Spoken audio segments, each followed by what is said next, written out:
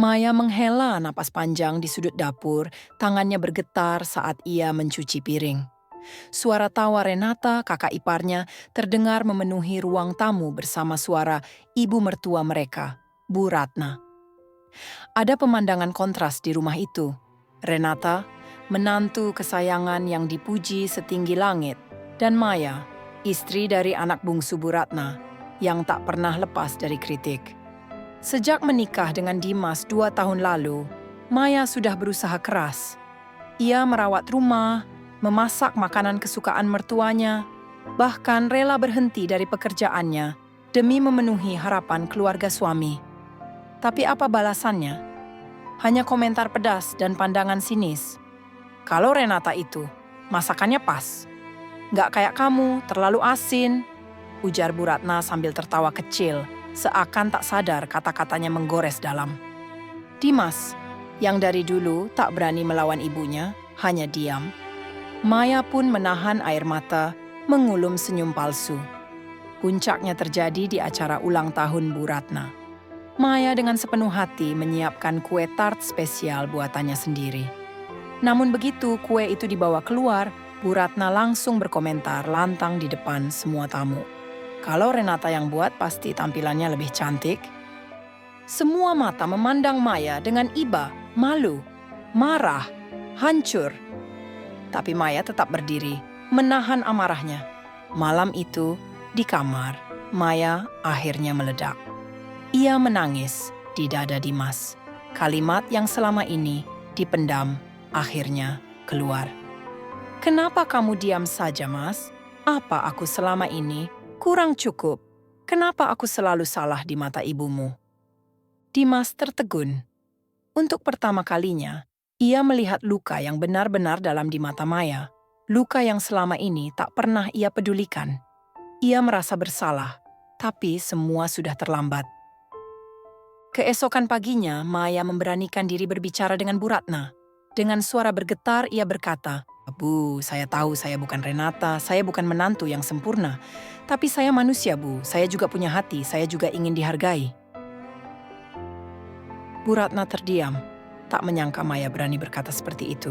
Tapi alih-alih meminta maaf, beliau hanya menoleh dengan dingin.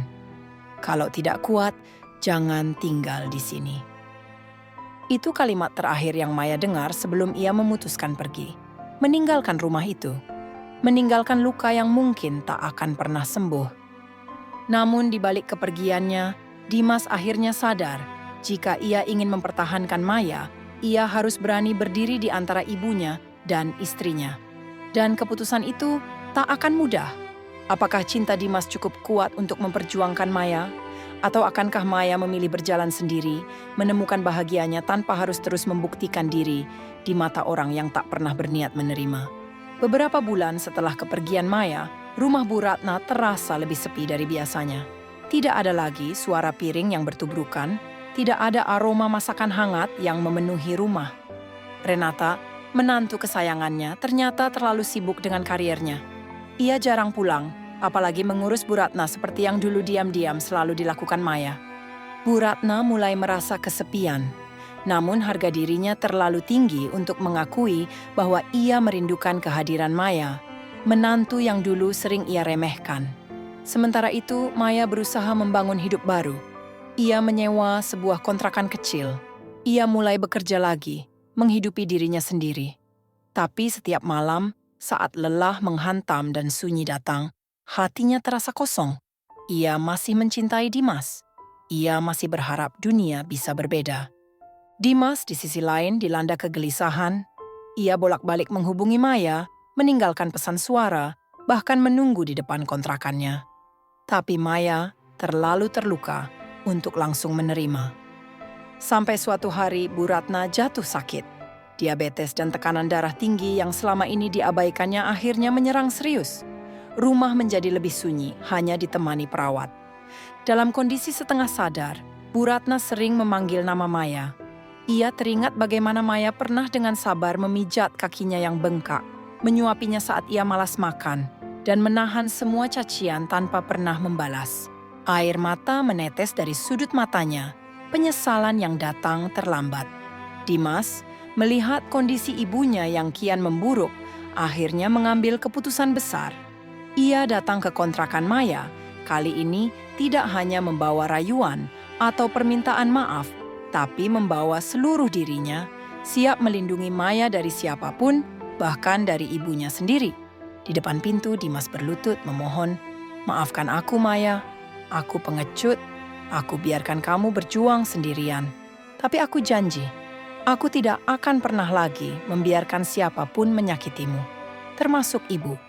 Kalau kamu mau, ayo kita mulai dari awal, tanpa harus membuktikan apa-apa ke siapapun."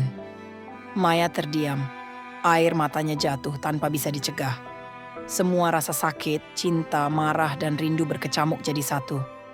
"Aku capek, Mas," bisiknya pelan. "Aku capek berharap." Dimas mengangguk, memahami.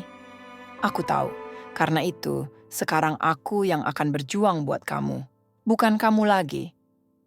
Butuh waktu berminggu-minggu hingga akhirnya Maya mau perlahan membuka hatinya. Ia menemani Dimas menjenguk Bu Ratna, bukan karena kewajiban, tapi karena hatinya yang lembut belum sepenuhnya membenci. Ketika Bu Ratna melihat Maya masuk ke kamarnya, air mata Bu Ratna langsung mengalir deras. Dengan suara lemah, ia menggenggam tangan Maya. "Maafkan ibu. Maafkan ibu, nak." Maya menatap mata tua itu. Ada keretakan di hatinya yang perlahan-lahan diperbaiki. Ia tahu, maaf bukan berarti melupakan semuanya begitu saja, tapi memilih untuk tidak membiarkan luka itu menguasai hidupnya. Maya mengusap punggung tangan Bu Ratna perlahan, menahan tangisnya. "Ibu istirahat saja. Semuanya sudah berlalu." Malam itu, di dalam sunyi, Maya akhirnya menangis, sejadi-jadinya di pelukan Dimas. Bukan karena lemah, tapi karena akhirnya ia bisa melepaskan semua beban yang selama ini mengikat hatinya. Dan di sanalah, di antara kesakitan dan penyesalan, Maya akhirnya menemukan kebebasan yang selama ini ia cari. Kebebasan untuk dicintai tanpa harus terus membuktikan dirinya. Setelah malam penuh air mata itu, Maya tetap memilih diam. Ia datang menemani Bu Ratna hanya untuk satu alasan, menuntaskan luka lama, bukan untuk kembali ke dalamnya. Hari demi hari, Bu Ratna semakin melemah.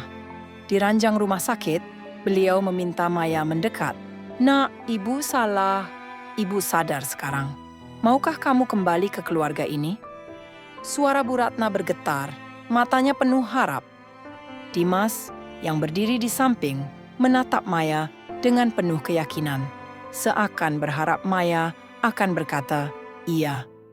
Tapi Maya, setelah semua luka yang ia alami, telah berubah. Ia menghela napas panjang, menahan air mata, lalu berkata dengan suara yang sangat tenang, "Bu, saya sudah memaafkan, tapi saya tidak bisa kembali." Semua orang membeku. Dimas terpaku. Bu Ratna menggenggam tangan Maya lebih erat, seakan mencoba menariknya kembali. "Tapi kenapa, nak? Bukankah kita sudah berubah?" "Aku sudah berubah." Bu Ratna terisak. Maya menatap lurus ke mata mereka, penuh ketegasan dan kedamaian yang tak pernah ia miliki dulu. Karena cinta itu bukan soal kembali ke tempat yang pernah menyakiti. Cinta itu soal tahu kapan harus berhenti.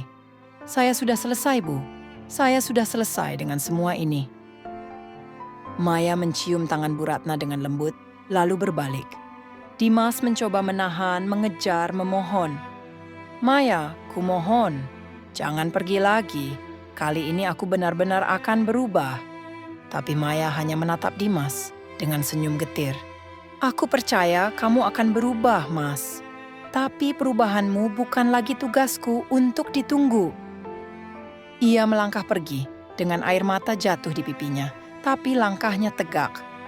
Meninggalkan rumah itu, meninggalkan kisah lamanya. Bertahun-tahun kemudian, Maya membuka sebuah kedai kecil di kota tepi laut. Kedai kopi dan bunga. Tempat penuh ketenangan, jauh dari drama, jauh dari orang-orang yang pernah membuatnya merasa kecil. Senyum Maya kini adalah senyum perempuan yang utuh, bukan karena dicintai orang lain, tapi karena ia mencintai dirinya sendiri. Di sudut rak kedainya, ada satu kutipan kecil yang tertulis tangan. "Kadang, Bahagia bukan tentang siapa yang kamu perjuangkan, tapi tentang kapan kamu memilih melepaskan. Dan setiap kali ada pelanggan yang bertanya kisah di balik tulisan itu, Maya hanya tersenyum.